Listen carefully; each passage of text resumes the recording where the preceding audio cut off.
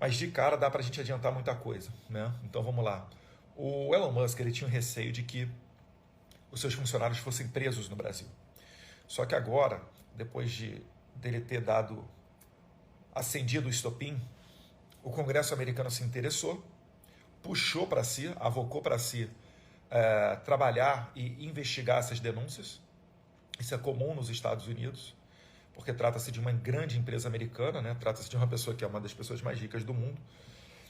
E agora o Congresso americano é que está pedindo, que está puxando esses e-mails trocados entre a Rede X e não só Alexandre de Moraes, STF, mas também o TSE. O Elon Musk comprou o Twitter entre o primeiro e o segundo turno da eleição.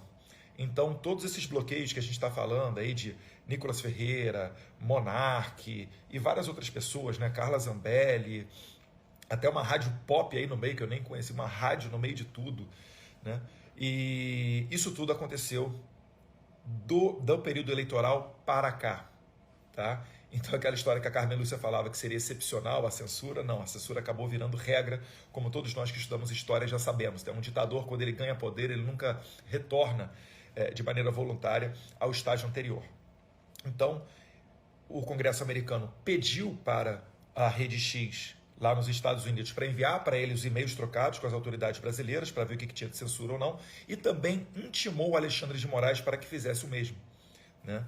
O que parece, não sei, não tem nenhuma notícia na imprensa, né, se o Alexandre de Moraes cumpriu ou não essa determinação do Congresso americano. Mas o fato é que o Congresso americano, na comissão do Judiciário, seria uma espécie de CCJ, no Brasil, que é liderada, é presidida pelo deputado Jim Jordan, que é uma pessoa próxima ao Trump, que é uma pessoa de direita. Ele fez junto com uma subcomissão, ele fez um relatório, que é esse relatório de mais de 520 páginas, tá?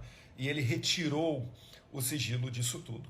Então o Elon Musk, ele não está fazendo mais as coisas por conta própria dele, talvez até a fim de que não sofram represálias os seus funcionários. Então, saiu do nível particular, da esfera particular, já não é mais uma pessoa contra o Alexandre de Moraes. É o Congresso americano que está trazendo para si esse tipo de investigação. E ali, nesse relatório de 520 páginas, já tem várias informações vindo à tona, né? Primeiro de tudo, a questão da legislação brasileira prever 48 horas para a remoção dos conteúdos, e, na verdade, o que Alexandre de Moraes pedia eram apenas 2 horas para que os conteúdos fossem removidos. Primeiro ponto, isso fere o devido processo legal sagrado no artigo 5º da nossa Constituição, que é a cláusula pétrea. Ou seja, o Alexandre de Moraes jamais poderia ter feito isso. Jamais poderia ter feito esse primeiro atropelo em cima da legislação, tá? Teria que ser dado 48 horas. Ponto número 2. O Alexandre de Moraes, segundo esse relatório americano, não fundamentava as ordens, o porquê ele estava pedindo a remoção de conteúdo, ou pior ainda, o bloqueio de determinados perfis. Isso daí fere o devido processo legal e não dá o direito à ampla defesa e contraditório, porque as pessoas eram bloqueadas sem saber o motivo pelo qual estavam sendo bloqueadas. Então não tem como ela recorrer de algo que ela não conhece. Essa bizarrice que a gente acabou se acostumando a ver aqui no Brasil, lá fora, para um gringo, isso daí é inimaginável, tá? Então, segundo o atropelo dele, tem ainda uma multa muito desproporcional de $20 mil, caso, né, não fosse excluído o conteúdo, ou no caso das plataformas, se fosse bloqueado o perfil. $20 mil, R$100 mil, se em 2 horas não fosse cumprida a ordem do Alexandre de Moraes. E essa multa ela era diária, então totalmente desproporcional, terceira ilegalidade, né, segundo consta no relatório lá do Congresso americano. E a quarta vem em cima do Monark, que sofreu um banimento acima da média, né? Foi o que, na decisão do Alexandre de Moraes, tem lá falando, eu vou abrir aspas aqui, tá? Cadê?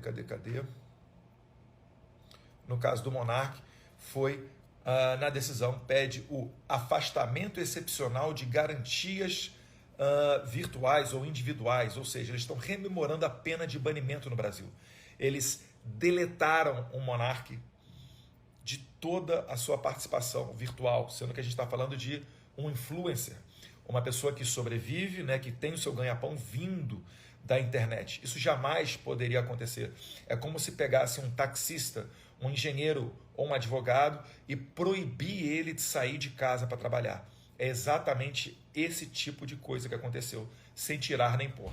Então, de cara, você já tem 4 ilegalidades cometidas pelo Alexandre de Moraes que os Estados Unidos não irão tolerar. Mas o relatório ele é aberto falando do caso dos empresários, né, da troca de mensagens em grupos privados de WhatsApp. Isso daí também é tido como muito grave. A gente até já sabia disso aqui no Brasil. A gente não sabia quem ia recorrer, porque, como diz Rui Barbosa, né, a pior ditadura é a ditadura judiciária, porque dela não há quem recorrer. Só que no caso americano, isso está sendo documentado não com base, né, com disse o leitor, disse a fonte palaciana, ou uma matéria de jornal. Isso está sendo documentado com base em e-mails. São documentos oficiais. Gente, isso é muito grave aos olhos de um americano.